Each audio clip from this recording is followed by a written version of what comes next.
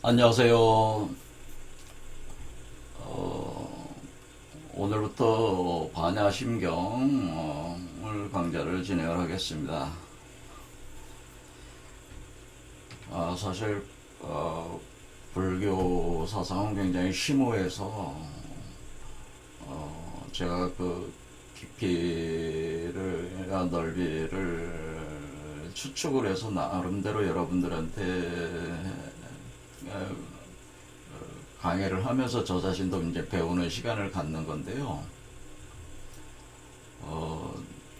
이게 강좌를 한다는 것이 상대방이 뭐 알아들어야지 이게 근본적으로 의미가 있는 것이기 때문에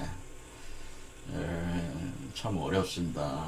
요즘에 불교 그 강좌를 하는 분들이 대개 이 불교 사상들이 지금 이 관념화되는 경향이 많이 있어서 그런 거와는 완전히 별개의 다른 그 좀 더 인간의 그 몸 안에서의 어떤 변화를 통해서 설명을 하려고 하니까 기존에 그 강의하시는 분들의 일반적 그 경향하고는 많이 틀릴 것 같아요. 그리고 저는 그리고 불교인이 아니기 때문에 저는 어떤 종교도 가지고 있지 않아서 어, 좀 주제 넘지 않나 그런 생각도 들 때가 있습니다. 솔직한 얘기로. 그런 생각이 드는데 그래도 뭐 제가 계속 도전을 해서 이렇게 하는 것은 저 자신도 어떤 이런 어떤 일종의 어떤 도를 추구한다 뭐 도를 추구하는 것이니까 그런 길을 가는 사람으로서 반야심경과 같은 심오한 어떤 그런 텍스트를 이렇게 꼭 분석을 해보는 것도 저한테 큰 도움이 되는 것 같아서 하려고 합니다. 일단 반야심경은 자료 조사를 해보면은 여기 마하바냐 바라밀다 심경이 원래 풀네이밍인데 요 마하바냐 바라밀다 심경이 10글자거든요. 10글자와 이 본문 내용 요게 260자를 합해서 270자로 구성이 되어 있더라고요. 260자. 이게 본문은 260자가 되어 있고 여긴 10글자가 있으니까 합해서 70자, 270자가 되는 거예요. 총 270자. 270개의 그 한자로 구성되어 있는데 원래 이거는 한자로 되어 있는 게 아니었고 산스크리트어로 되어 있었겠죠. 그래서 여기 보면은 마하바냐 바라밀다 신경은 산스크리트로 되어 있었는데 그것이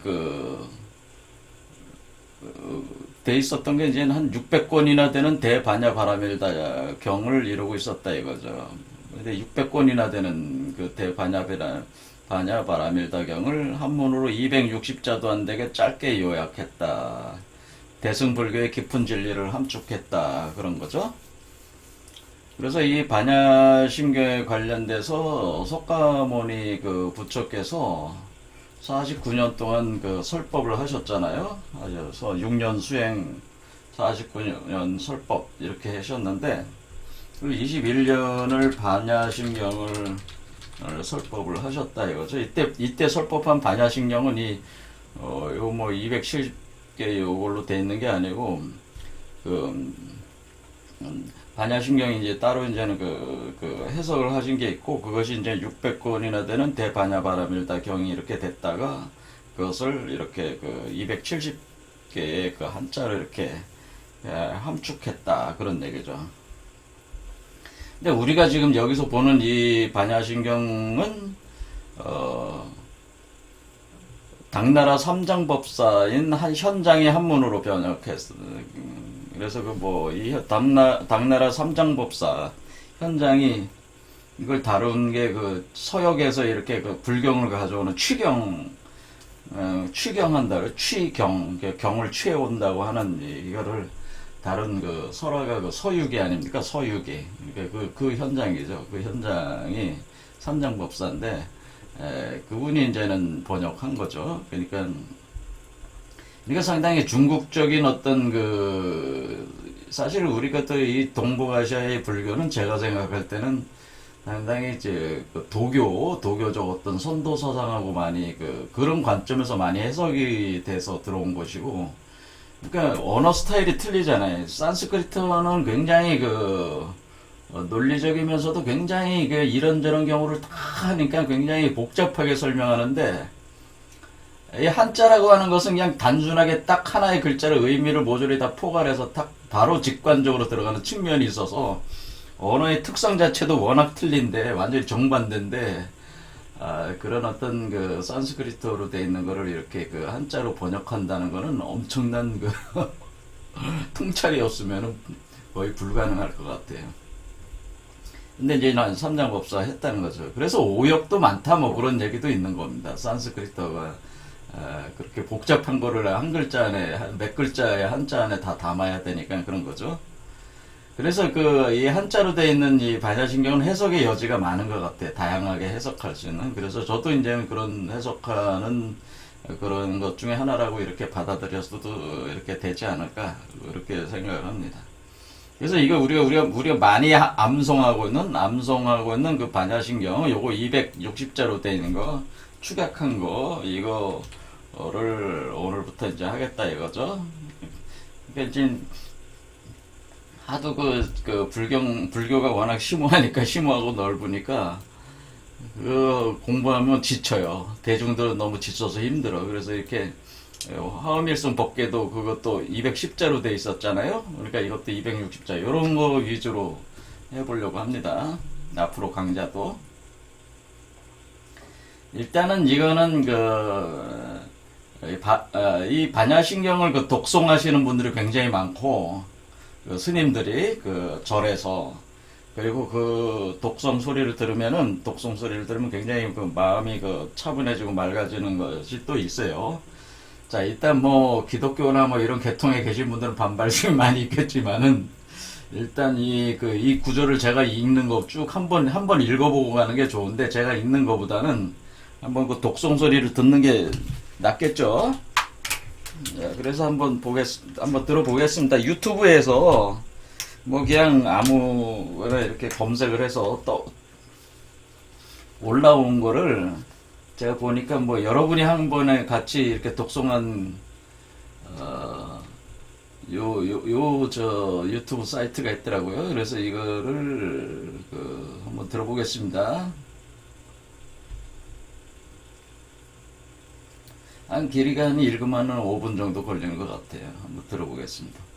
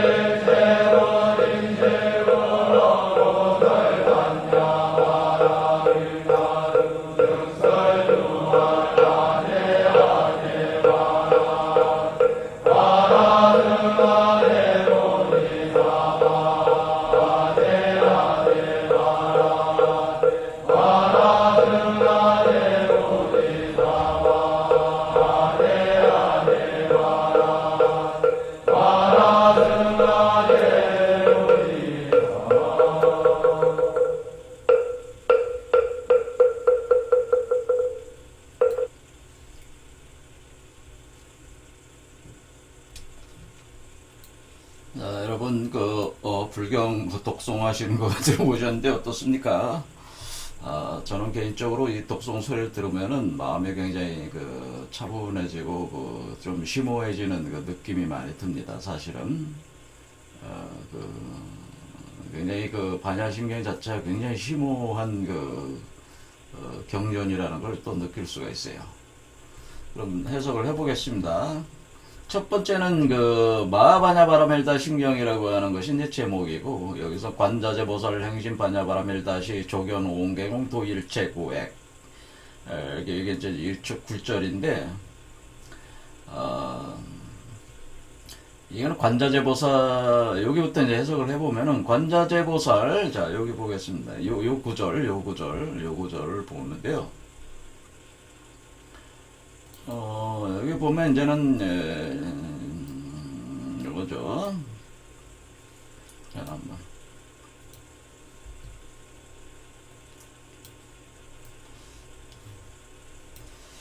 관자재보살 행심 바냐바라밀다시 조견 오온개공 도일체고액이다, 이렇게 보면 될 것 같아요.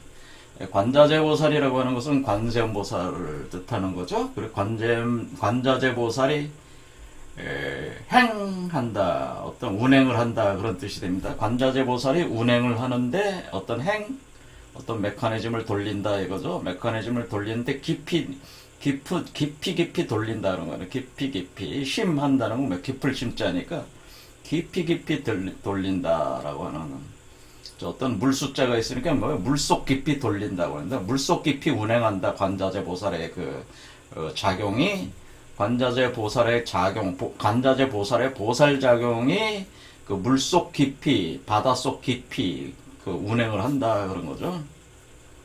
그러면은 그렇게 운행을 하면 바냐바라밀다가 된다고 하는 거예요. 바냐바라밀다가 된다.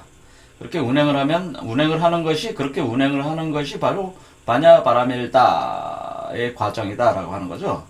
이게 사실 이것이 굉장히 핵심적인 문구죠. 바냐바라밀다. 이 글자가 굉장히 요게 6글자죠. 요게 이제 핵심적인 글자. 그때다, 그죠. 바냐바라밀다라는 메커니즘이 있다, 그런 얘기예요.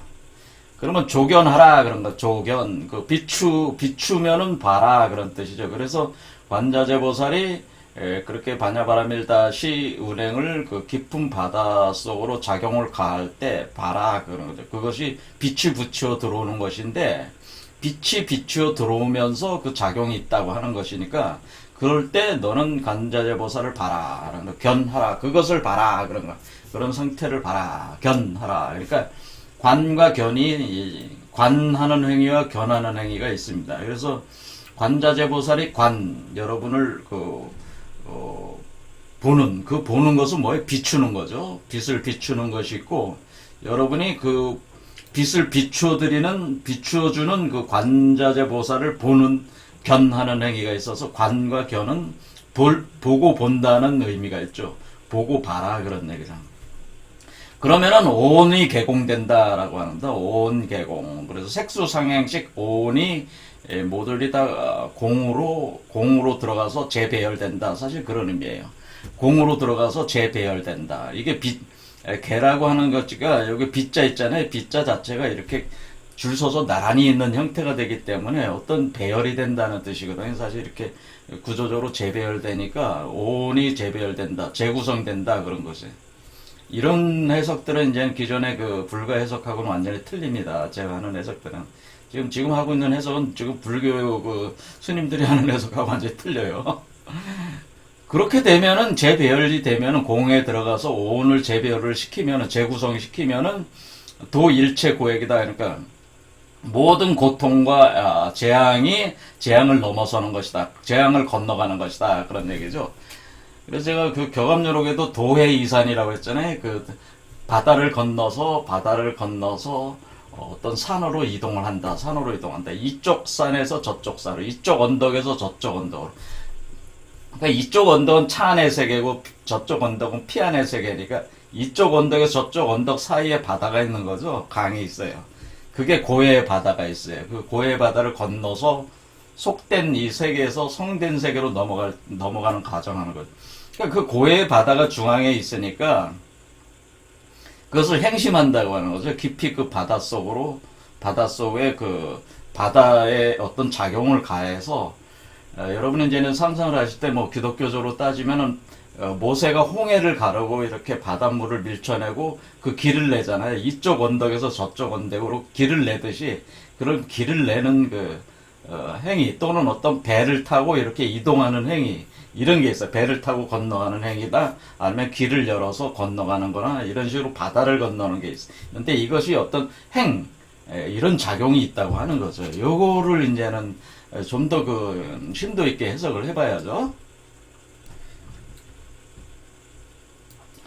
제 해석의 논리는 처음부터 끝까지 뭐냐면은 우리 몸속에 부처가 있고 거기에 부처의 씨앗이 생성을 시켜서 여러분 몸속에 그 부처를 잉태를 해서 출산을 해야 하는 것이 이것이 본래 그 아주 적나라한 그 사람이 뭐예요? 그 모든 고해 바다를 건너서 스스로가 그 부처가 될 수 있는 그 과정이 이 그림 속에 이렇게 다 있다. 제가 지난 그 화합일순 독개도를 설명할 때도 이 그림을 보여요. 이 그림도 똑같이 여기에 적용이 되는 겁니다. 그래서 우리가 4월 초파일에 뭐 합니까? 4월 초파일에 여러분은 관불식이라고 해요. 관불식.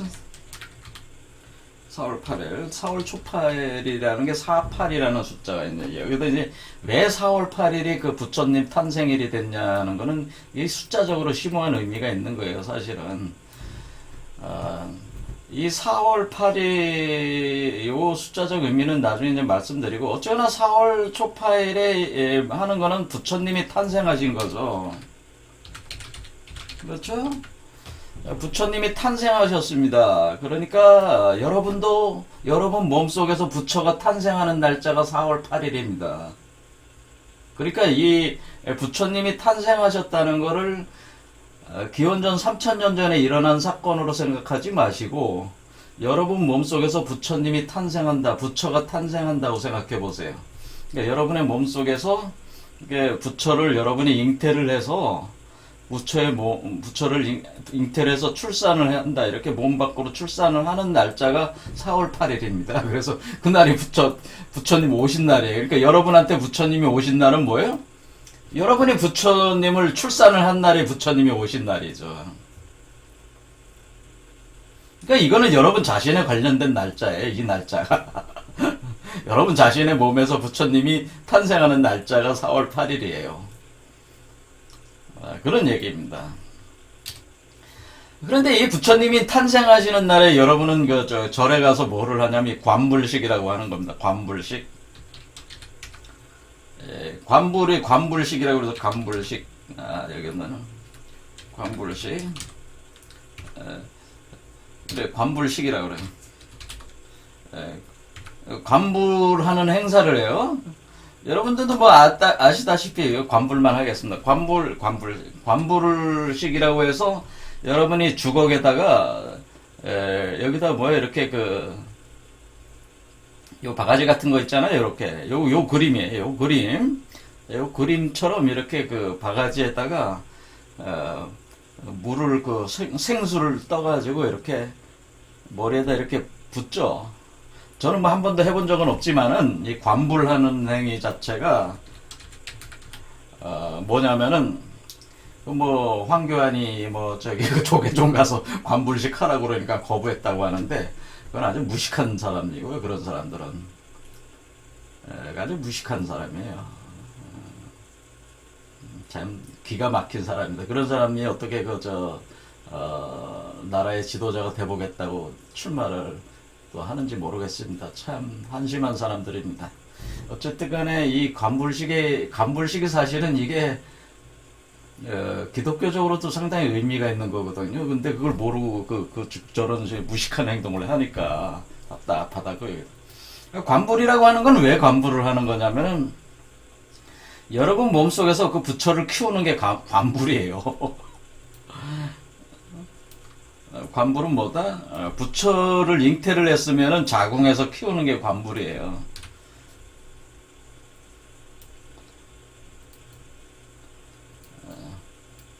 관불식은 왜 하냐면은, 이거는 뭐를 의미하는 거냐면 상징은 부처를 몸 안에 임신해서 키우는 행위가 바로 관불이에요. 그러니까 이 부처가 여기 여러분이 부처를 임신했을 때 임신을 배에다가 하는 게 아니고 사실 머리에다 하거든요. 그러니까 머리에다 그릴 수 없으니까 배에다 그려. 그러니까 여 머리가 배인데 사실 배가 돼서 여기 임신하는데 요 머리 쪽에서 임신이 되기 때문에 생명수 샘을 일종의 감노죠. 이게 지금 여기 머리에 붙고 있는 이게 뭐겠어요? 감노란 말, 감노.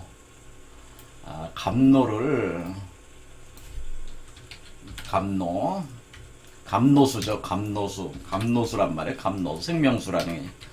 이게 그 불교에서는 생명수가 감노수요. 그러니까 감노수를 부어서 뭐예요? 부처를 키우는 거예요.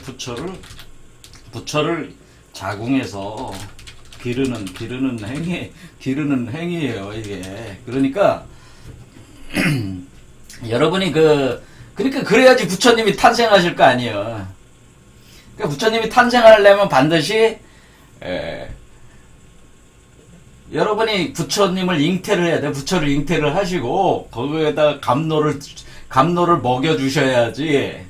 감로를 먹여 주셔야지 부처가 자라고 부처의 몸으로 변하고 몸으로 그게 들어가게 되고, 그래서 부처를 여러분이 출산할 수가 있는 거예요. 그 이치를 표현해 준 거예요. 그러니까 부처님이 탄생하는 날이 4월 8일로 해서 이 48이라는 숫자 안에 심오한 의미를 부어 넣어가지고 그 부처님 탄생일로 이렇게 만든 거예요. 자, 그건 이제 나중에 하는데, 제가 왜 이런 얘기를 처음에 했냐면은, 이 관불의 관자가 뭐 어떻게 생겼어요. 관불의 관자가 관세음보살의 관자하고 비슷하잖아요. 그죠? 자, 보겠습니다. 관불이라고 하는 이 행위, 이것도 가져가는 게 좋겠죠? 이렇게 해가지고. 요거하고 첫 구절들하고 다 하나의 뭐라 그래, 이거를 알면은 다 안 거야, 사실은. 첫 구절은. 거의 다 알게 되는. 이게 다 관불이라고 하는 게 어떻게 돼 있어. 그래서 관불은 뭐예요? 관불이라고 하는 것은 결국 사람 몸에서 부처를 기르는 행위죠. 그렇죠. 관불은, 여러분 중생의 몸에서 부처를 중생의 몸에서 부처를 임신해서 키우는 과정이 관불의 과정이다, 그 얘기예요. 근데 이제는 중생 몸에서 감노를 써서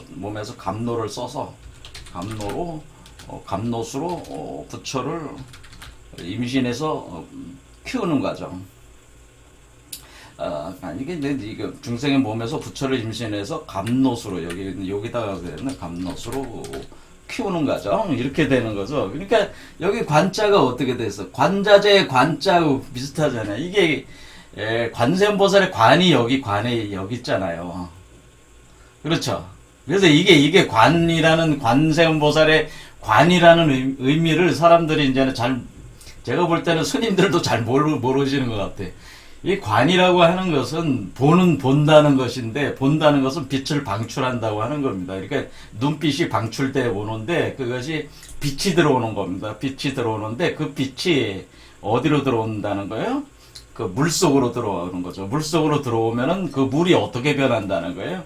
물이 바로 그 감노수로 변한다는 거죠. 그 감노수로 변화가 돼서 부처가 키워진다는 게 이게 관이라는 뜻이에요. 관이라는 것이.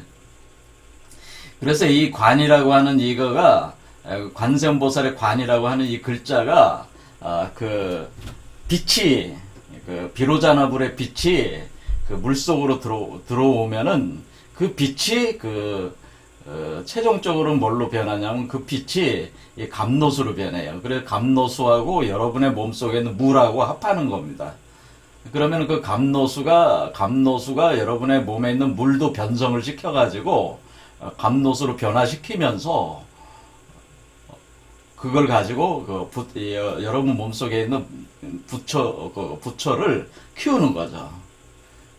이해가 되시죠? 그러니까 이런 거예요. 그러니까 이거 아주 중요합니다. 이게 관세음보살의 이치를 이해하려면 이게 아주 중요한 거니까. 관세음보살 사상이 이제 지난 그 화엄일성 법궤도에서는 이런 역할을 하는 게 뭐였어요? 보현보살이었잖아요. 보현대인이었잖아요. 근데 그 보현보살 사상이 지금 우리 그 동아시아에서는 관세음보살 사상으로 다 바뀌었잖아요. 그래서 이 관세음보살에 대한 이해가 우리가 부처가 되는 아주 핵심적인 관건이 관세음보살에 대한 이해에 달려 있어요. 그래서 계속 이걸 분석 안 할 수가 없는데요. 이 관세음보살의 관과 관불의 관이잖아요. 그러면 이 관이라고 하는 것은 이 본다고 하는 거죠. 이 본다고 하는 것은 빛을 방출한다는 거예요. 잘 이해가 안 되시면 이거는 등대하고 비슷하다, 이렇게 등대불하고 비슷하다. 자, 요거 보겠습니다. 자, 이 얘기가 뭐냐면은 여기에 보면은 간불의식. 자, 여기 보면은, 여기 그 비로자나불이 이렇게 있다, 이렇게 보시면, 비로자나불이 등대와 같은 거예요, 등대. 그러니까 등대같이 이렇게, 등대가 여러분이 어두운 밤바다를 여러분이 항해하는 배라고 생각해 보세요. 그럼 등대 빛이 등대 빛이 저 멀리 비추고 있어요. 저 멀리 비춰오고 있어요. 그럼 이 등대가 하는 행위가 바로 여러분에게 그 빛을 비추고 있는 건데, 그것은 뭐냐면 여러분들을 향해서 관하고 있는 거예요. 이게 관한다는 뜻이에요. 우리가 관한다는 뜻은 이렇게 등대가 비추는 행위가 관이다, 그거예요. 이렇게 이 관을 누가 하고 있냐면은, 관을 우주의 본원적인 비로자나불이 뭐예요? 빛의 열애잖아요. 빛의 부처잖아요. 관은 빛의 부처가, 빛으로 된 부처가, 대일열애가 등대처럼 중생들에게 빛을 비춘다는 거예요. 고해 바다를 항행을 하고 있는 그 중생들에게 빛을 비춰주는 것이 관이에요. 근데 이 빛을 비춰주면은 그 빛을 어떻게 해요? 여러분은 그 등대가 있는 섬으로 가야 등대가 있는 곳으로 가야 되잖아요. 그럼 관이 있으면 반드시 뭐가 있어요? 견이 있다고 하는 거죠, 견. 그렇죠? 관이 있으면 반드시 비로자나불이 비추는 등대가 보이면은, 여러분은 고해의 바다를 건너려면은 반드시 그 등대를 따라가야 되잖아요. 그러니까 견이라는 건 뭐예요? 등대를 찾아가는 중생의 행위, 중생의 봄이라고 하는 거죠. 그걸 보는 행위라는 거죠. 그래서 우리가 견성해야지 성불한다고 할 때에 견성성불이라고 하는 거는 뭐예요? 이렇게 등대처럼 비추는 비로자나불의 그 빛을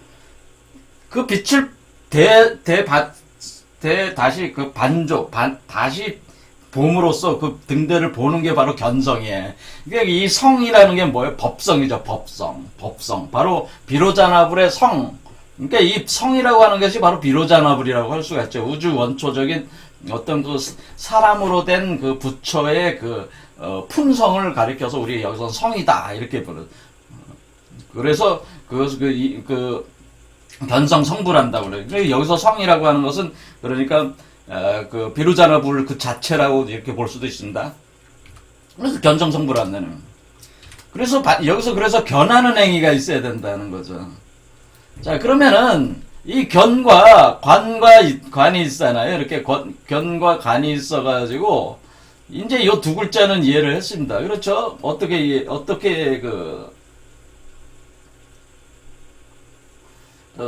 그러니까 여기 이제 첫 구절에서 여기서 관하고 견하는 걸 이해를 했고, 여기에 조한다고 하는 게 뭡니까? 조한다는 건 비춘다는 거잖아요. 그러니까 이거는 관하는 것이 비추어 들어오는 거고, 견하는 것은 대비치는 것이다. 그러니까 관하면은 조고, 견하면은 반조다라고 하는. 그러니까 관은 조, 비추는 것이고,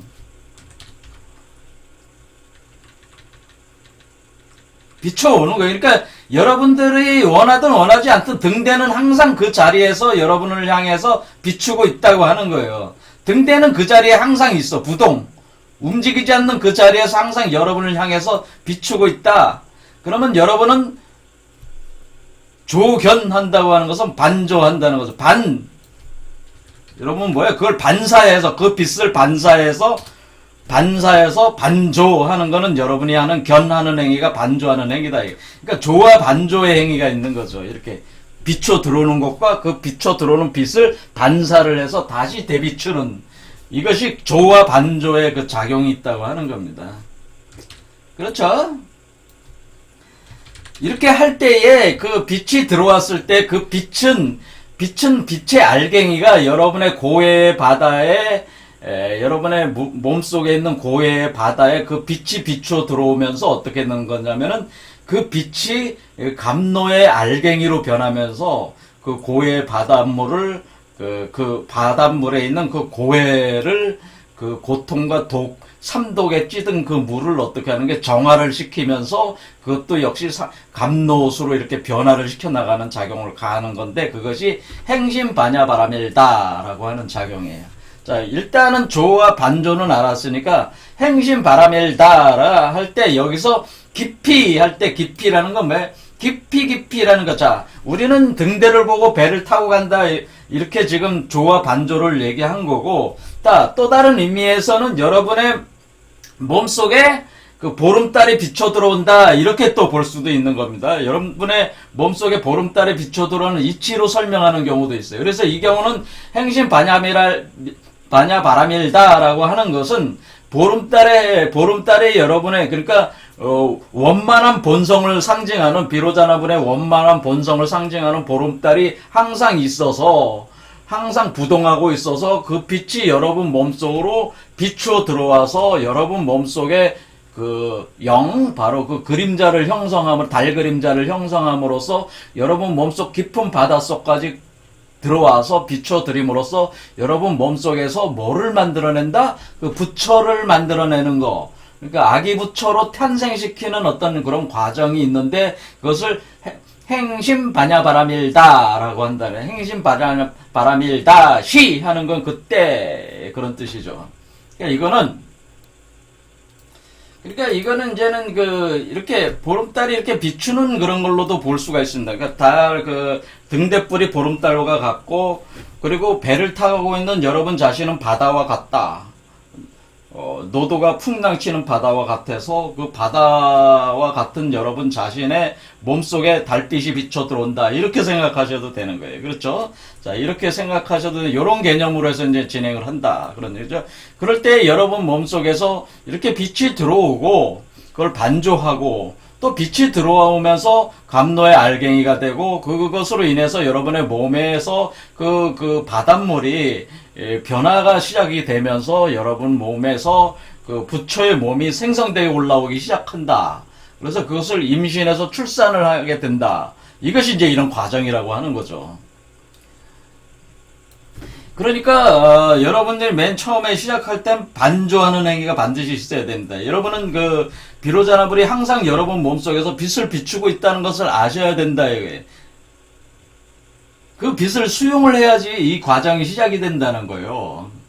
그래서 그래서 그 관세음보살이 중요한 거예요. 자, 관세음보살 나머지 얘기는 안 했습니다. 자, 그래서 관자재하다라고 하는 것은 뭐예요? 자재하다, 스스로 존재한다, 스스로 있다라고 하는 건 뭐예요?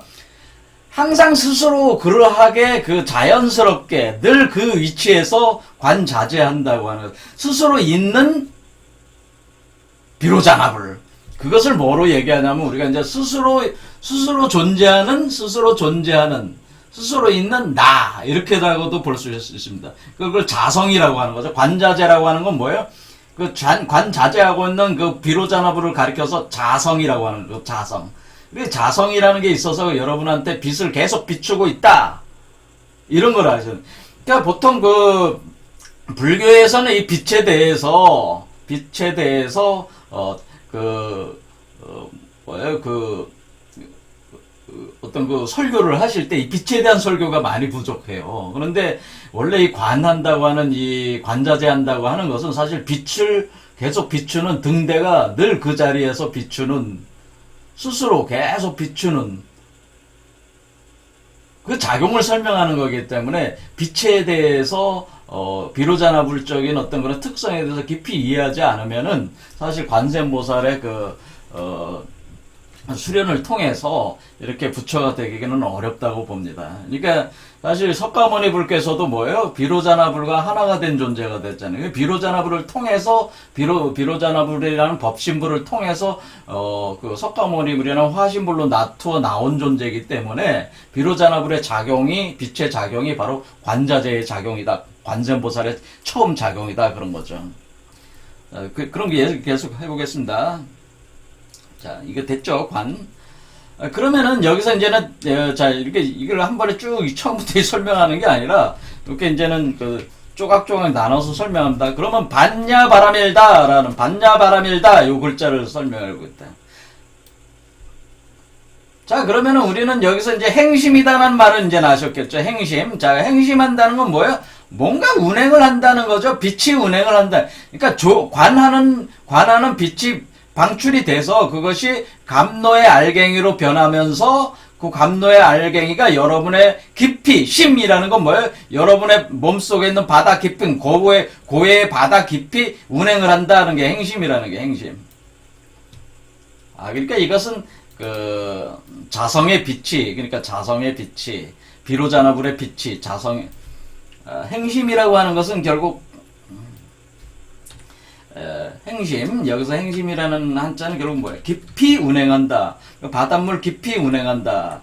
바닷물 깊이 들어와서 행심, 비로자나불의 본성의 빛, 즉 자성의 빛이 어떤 게요? 여러분 고해 바다 속에 고해 바다로 이렇게 잠겨 있는 고해 바다에 잠겨 있는 중생 몸속 깊이 그 빛이 깊고 깊은 그 빛이 어느 정도 강하냐면은 여러분의 깊고 깊은 중생 몸속 깊고 깊은 바닥까지 비추어서라고 하는 중생 몸속 깊고 깊은 바닥까지 비추어서 어떻게 되는 거예요? 운행한다 하는 거죠. 이것이 행심이라는 거예요. 그러면은 그 빛의 알갱이들이 어떻게 되는 거예요? 그 빛에서 수생어화해서 감노수로 감노 알갱이로 감노의 알갱이로 변화하여 어떻게 되는 거예요? 변화하여 고해 바다를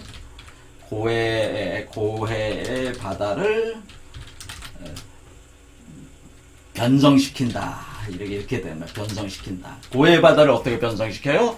바로 그 부처의 몸을 낳을 수 있는 그 양수로 변화를 시킨다. 이것이 바로 행심이라는 거예요. 근데 이걸 더 구체적으로 얘기한 것이 반야바라밀다라는 과정이다. 그 얘기죠. 그럼 보겠습니다. 그럼 반야바라밀다. 이거 이해됐죠? 반야바라밀다. 그럼 반야바라밀다라고 하는 것은 뭐냐? 얘기하다 보니까 시간이 많이 흘렀습니다. 반야바라밀다라고 하는 것은 오늘 해석은 다음 시간에 하겠지만은 일단 간단히 알아보겠습니다. 반이라고 하는 것은 배를 타고 간다고 하는 겁니다. 배주자가 있잖아요. 그러니까 자, 등대빛이 비추니까 배가 있고 그 다음에 어떤 요게 배 옆에 여기 있는 요거 한자 파자를 하면은 반이라고 하는 한자 자체는 배를 타고 가는 등대빛이 비추니까 배를 타고 가는 것 같아. 여러분이 그 배가 뭐예요? 배가 바로 부처의, 여러분 몸속, 배라고 하는 것은, 여기가 배주자잖아요, 배주. 이게 배라고 하는 것은, 그러니까 여러분 몸속에 물이 가득 차 있는데, 거기에서, 이제는 그 바닷물이 차 있는데, 그 바닷물에서 배를 타야 돼. 그 배가 뭐냐? 배가 뭐냐? 그 배가, 이 배가 부처의 몸이요. 그 몸속에서 생성되는 부처의 몸이 배예요. 그러니까 몸속에서 생성되는 부처의 몸을 타고, 그러니까 여러분이 뭐 부처를 임신한 거죠. 부처를 임신해서 그런 뜻이야. 그 부처의 몸을 타고 올해 여러분 야 어떻게 된 거예요? 이 빛이 중생의 빛, 이 빛이 여러분 머리에서 여러분 맨 깊고 깊은 바닥 아래 여러분의 해운부까지 비춰내리면은 알이 생성이 돼가지고 이 알이 뭐예요? 요 알이 배죠. 요 알이 배야. 부처의 몸을 만드는 씨앗이야. 이게 부처의 몸을 만드는 씨앗이라고 하겠습니다. 이것이 바로 배예요. 부처의 몸을 만드는 씨앗이 만들어진단 말이에요. 배가 만들어진다면 그럼 배를 타고 가는 것이 반이에요. 이해됐죠? 근데 방향이 어떻게 되냐면 야로 간다는 거예요. 반야. 야는 뭐냐면 왼쪽에서 오른쪽으로 간다는 거잖아요. 반야할 때 야는 뭐예요? 한자를 잘 보시면은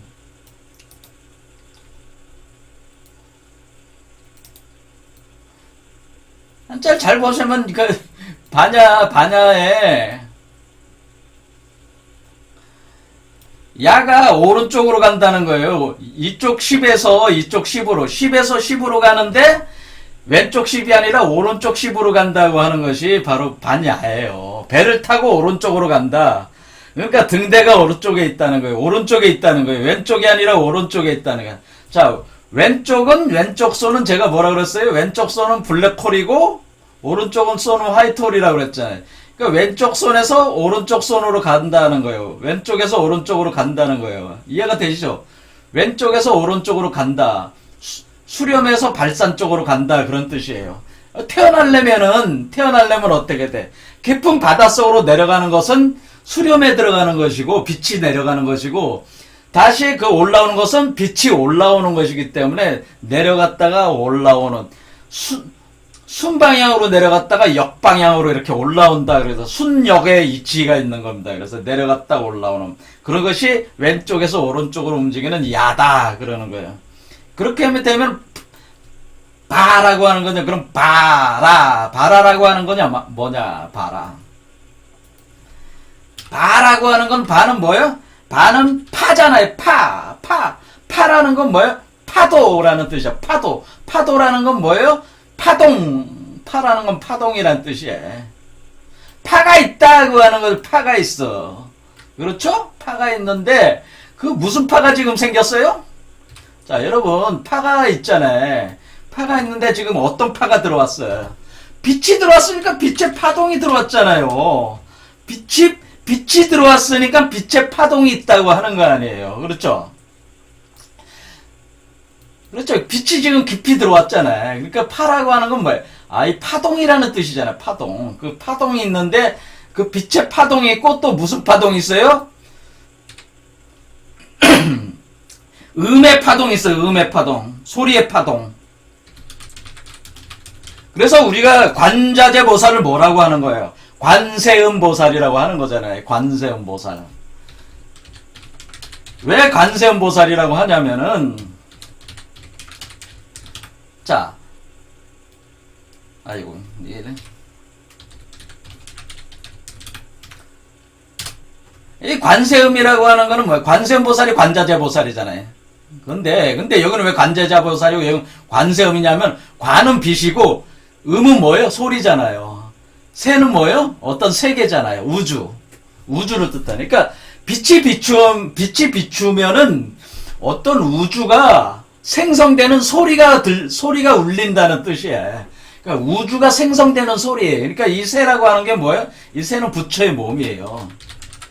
부처의 몸을 이루는 부처의 몸의 세계라고 볼 수 있어요. 부처의 몸의 세계가 생성되는 소리다 그런 뜻. 이 음이라는 것은 부처의 몸의 세계가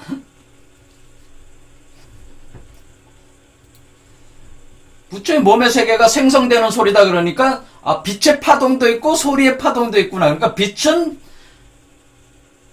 뭐예요? 들어오는 빛과 또 그것을 대비추는 빛 두 가지가 있고, 그 다음에 소리는 뭐예요?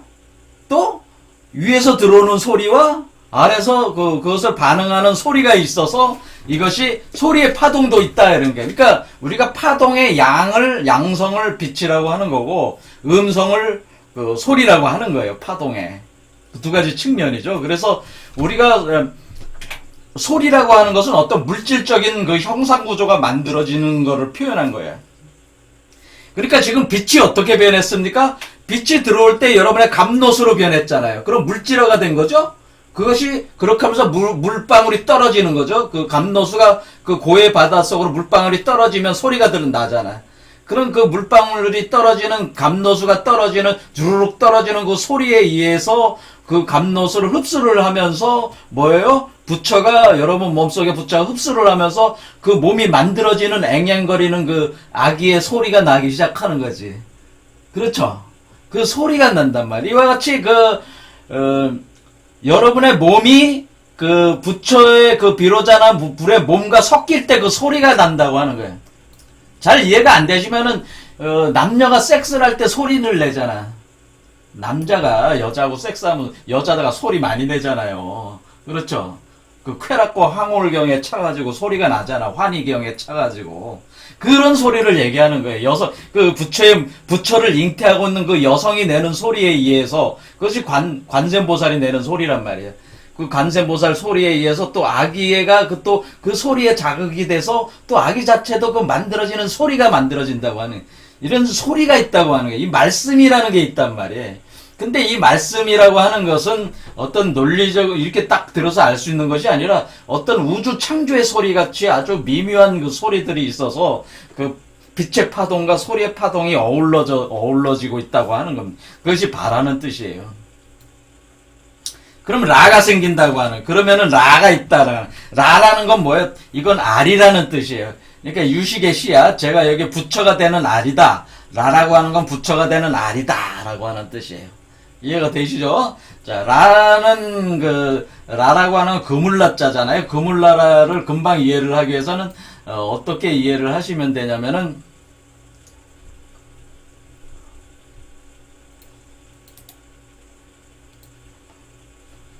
요게 라야. 그러니까 뭔가 이거 정보가 이렇게 박혀있는, 표면에 정보가 박혀있는 알이란 말이에요. 이게 라란 말이에요. 이게 라야, 라. 이 알이 생긴단 말이에요. 이 알이, 부처가 되는 알이 생긴단 말이에요. 그래서 이 알이 여러분의 몸 아래에서 위로 올라와서, 머리 위에서 이 알이, 그러니까 가슴 쪽부터 이 알이 터지면서, 이 알이 수많은 알들로 만들면서 부처의 몸이 만들어져 나온다 그 얘기입니다. 그러니까 이 알이 있다, 알들이 있다 이겁니다. 라가 있다 그런 얘기입니다. 그렇죠? 그러니까 이게 그러면은 거기서 뭐가 있냐면 또 이렇게 이 알이 발생을 해야 될 거 아니야. 이렇게 두 번으로 2개 세포가 됐다, 3개 세포가 됐다, 4개 세포, 2개에서 4개에서 8개, 16개 이렇게 분할을 계속 해나가면서 부처의 몸을 만들 거 아니에요. 그 만들 때 그것이 어떤 영양분을 먹어야 될 거 아니에요. 그것이 바로 밀이라고 하는 거야. 자, 밀이라고 하는 건 뭐냐? 꿀밀자야. 꿀을 먹는다는 뜻이잖아요. 꿀을 먹는다. 자, 꿀을 먹는다는 건 뭐야? 이 꿀이 바로 감노수죠. 감노수가 꿀이야. 그러니까 그 꿀이 감노수인데 그것을 젖과 꿀이라고 하는 거야. 이 아이가 자랄 때는 뱃속에서 젖과 꿀을 먹는데 그 젖과 꿀을 이름하여 감노라고 하는 거예요. 감노. 그 젖은 일컬어서 제호라고 하는 거. 제호라는 젖이 있어요. 젖을 먹고 꿀을 먹고 그것이 총칭해서 감노라고 하는 건데 그 달콤한 감노를 먹고 자란다. 그래서 그것을 밀이라고 한다라고 하는 거죠. 그렇게 되면은 다가 된다. 다라고 하는 것은 이 다라는 한자는 육달월 월이 2개라는 뜻이에요. 붕이라는 뜻이야. 그러니까 육달월이 둘이라고 하는 것은 몸이 2개다라는 뜻이에요. 몸이 2개가 된다 그런 뜻이에요. 이해가 되시죠? 그러니까 왜 몸이 2개 돼요? 여러분의 몸과 여러분 몸에서 나오는 부처의 몸이 이렇게 있으니까 2개의 몸이 되지. 그러니까 반야바라밀다 시 반야바라밀다 라는 거를 쫙 아셨죠? 자, 이것에 대해서 시간이 50분 다 됐으니까 다음 시간에 또 이거에 대해서 좀 더 정밀하게 설명을 하겠습니다. 그래서 반야바라밀다라는 이 글자를 이해하는 것이 사실 반야신경을 모조리 통째로 마바냐바라밀다경이잖아요. 그러니까 이걸 이 제목 자체가 마하바냐바라밀다니까 반야바라밀다 그 앞에 있는 마는 마도 의미가 심오한데 이게 위대한이라는 뜻이긴 하지만은 한자 자체가 가져오는 파자적 의미가 굉장히 심오합니다. 자, 일단은 반야바라밀다라는 이 글자가 이해하는 게 이게 핵심이다라고 하는. 그래서 오늘 일부 이렇게 봤지만은 결국에는 뭐냐면은 이 반야신경도 여러분의 몸속에서 부처가 생성되는 이치를 담고 있는 것이다 라고 하는 겁니다. 그래서 여러분도 4월 초파일에 그 부처에게 관불식을 해서 그 부처가 태어난 날이 됐듯이 여러분도 뭐예요? 그 부처에다가 관불, 거기다가 부처에게 감노를 여러분들이 먹여서 여러분 몸속에서 부처를 탄생시키는 것이 원래 반야신경이 출현한 존재하는 목적이 반야신경이 존재하는 거는 뭐 철학적인 뭐 그런 게 아니고 여러분이 보고 그 부처를 빨리 만들어서 몸 밖으로 출산시켜라. 그 이치를 담고 있는 텍스트가 반야신경이다 그런 얘기죠. 예, 오늘 이제 일단 설명했습니다. 오늘 여기까지 하겠습니다.